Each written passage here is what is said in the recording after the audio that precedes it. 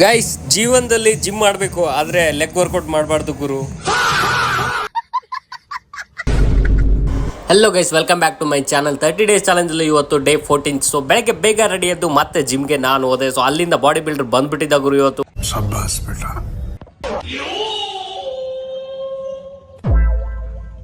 So ಅಷ್ಟರಲ್ಲೇ ಇಬ್ರು ಒಳಗಡೆ ಹೋದ್ವಿ. ಅಷ್ಟರಲ್ಲೇ ನಮ್ಮ ಕೋಚರ್ ಬೇರೆ ಫುಲ್ ವರ್ಕೌಟ್ ಮಾಡ್ತಾ ಇದ್ರು. ನಾವು ಅವಾಗೆ ಹೋಗಿದ್ವಿ ಗುರು. ಸೊ ಫುಲ್ ವರ್ಕೌಟ್ ಅಂದರೆ ವರ್ಕೌಟು. ಅಲ್ಲಿಂದ ಇಬ್ರು ಬಂದು ವಾರ್ಮ್ ಅಪ್ ಮಾಡಿಬಿಟ್ಟು ಸೀದಾ ವರ್ಕೌಟ್ಗೆ ಅಂತ ರೆಡಿ ಆದ್ವಿ ಗುರು. ಅಲ್ಲಿಂದ ಸೀದಾ ಬಂದು ಲೆಗ್ ವರ್ಕೌಟ್ಗೆ ಅಂತ ಸ್ಟಾರ್ಟ್ ಮಾಡಿದ್ವಿ ಗುರು. ಜೀವನದಲ್ಲಿ ಜಿಮ್ ಮಾಡಬೇಕು, ಆದರೆ ಲೆಗ್ ವರ್ಕೌಟು ಮಾಡಲೇಬಾರ್ದು ಗುರು. ಯಾಕೆ ಅಂದರೆ ನೆಟ್ಟಿಗೆ ವಾಶ್ರೂಮ್ ಕೂಡೋಕ್ಕೆ ಆಗಲ್ಲ ಗುರು, ತೊಳೆಯೋಕ್ಕೂ ಆಗಲ್ಲ. ಆ ಪರಿಸ್ಥಿತಿ ಬಂದ್ಬಿಡುತ್ತೆ ಲೆಗ್ ವರ್ಕೌಟ್ ಮಾಡಿದರೆ. ಈ ವರ್ಕೌಟ್ ಇದೆ ಅಲ್ಲ ಗುರು, ಇದು ಮಾಡಿದರೆ ಆಮೇಲೆ ಕಾಲೇ ಸತ್ತೋಗ್ಬಿಡ್ತಾವೆ ಗುರು. ಕಾಲು ಅಲ್ಲಿಂದ ಹೊರಗೆ ಬಂದ ತಕ್ಷಣ ಕಾಲು ಇದೆ ಇಲ್ಲೋ ಅನ್ನೋದೇ ಮರೆತು ಬಿಡ್ತೀವಿ.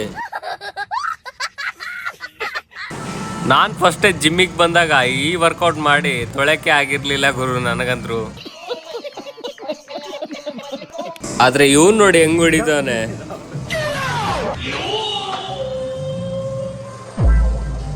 ಗೈಸ್, ಕಮೆಂಟ್ ಮಾಡಿ, ನೀವು ಯಾರ್ಯಾರು ಜಿಮ್ಮಿಗೆ ಹೋಗಿದ್ದೀರಾ, ಜಿಮ್ಮಿಗೆ ಹೋಗ್ಬಿಟ್ಟು ಒಂದು ವಾರ ಆದಮೇಲೆ ಬಿಟ್ಬಿಟ್ಟಿದ್ದೀರಾ ಅಂತ. ಯಾಕಂದರೆ ತುಂಬ ಜನಕ್ಕೆ ಹಿಂಗೆ ಆಗಿರುತ್ತೆ ಗುರು. ಓಶಲ್ಲೇನೋ ಒಂದು ವಾರ ಹೋಗ್ಬಿಡ್ತಾರೆ, ಆದರೆ ಎದ್ದೇಳೋಕ್ಕಾಗಲ್ಲ, ತೊಳೆಯೋಕ್ಕಾಗಲ್ಲ ಅಂತ ಜಿಮ್ನೇ ಬಿಟ್ಬಿಡ್ತಾರೆ.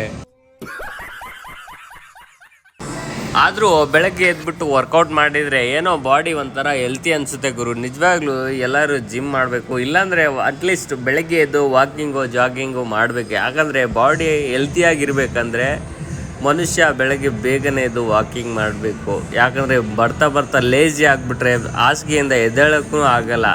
ಸೊ ಆ ಕಾರಣಕ್ಕಾಗಿಯೇ ನಾನು ಜಿಮ್ನ ಜಾಯಿನ್ ಆಗಿದ್ದು ಗುರು. ಸೊ ನೀವು ಹೋಗ್ತಿರ್ತೀರಾ, ದಯವಿಟ್ಟು ಕಮೆಂಟ್ ಮಾಡಿ ಗೈಸ್. ಇವನು ನೋಡಿ ಹೆಂಗೆ ಮಾಡ್ತಾನೆ. ಸೊ ಅಲ್ಲಿಂದ ನಾವು ಸೀದಾ ಜಿಮ್ನ ಮುಗಿಸ್ಕೊಂಬಂದ್ಬಿಟ್ಟು ಇವನು ಜ್ಯೂಸ್ ಕುಡಿಸ್ತೀನಿ ಅಂತ ಕರ್ಕೊಂಬಂದ. ಆದರೆ ಜ್ಯೂಸ್ ಕುಡಿದ್ಬಿಟ್ಟು ದುಡ್ಡೇ ಕೊಡಲಿಲ್ಲ ಗುರು. ಅಲ್ಲಿಂದ ಸೀದಾ ಜಿಮ್ನ ಮುಗಿಸ್ಕೊಂಬಂದ್ಬಿಟ್ಟು ಸೀದಾ ರೆಡಿ ಆಗಿಬಿಟ್ಟು ಕೆಲಸಕ್ಕೇನೋ ಬಂದ್ಬಿಟ್ಟೆ ಗುರು. ಆದರೆ ಬೆಂಗಳೂರಲ್ಲಿ ಇಷ್ಟೊಂದು ಬಿಸಿಲಿದೆ ಅಂದರೆ ಏನು ಹೇಳಬೇಕು ಗುರು, ಹೊರಗೇ ಬರೋಕ್ಕಾಗಲ್ಲ. ಸೊ ಸಿಗೋಣ ನೆಕ್ಸ್ಟ್ ವಿಡಿಯೋದಲ್ಲಿ. ಅಷ್ಟು ತನಕ ನಮ್ಮ ಚಾನಲ್ ಯಾರೆಲ್ಲ ಸಬ್ಸ್ಕ್ರೈಬ್ ಮಾಡಿಲ್ಲ ದಯವಿಟ್ಟು ಸಬ್ಸ್ಕ್ರೈಬ್ ಮಾಡಿ ಗೈಸ್. ಧನ್ಯವಾದಗಳು.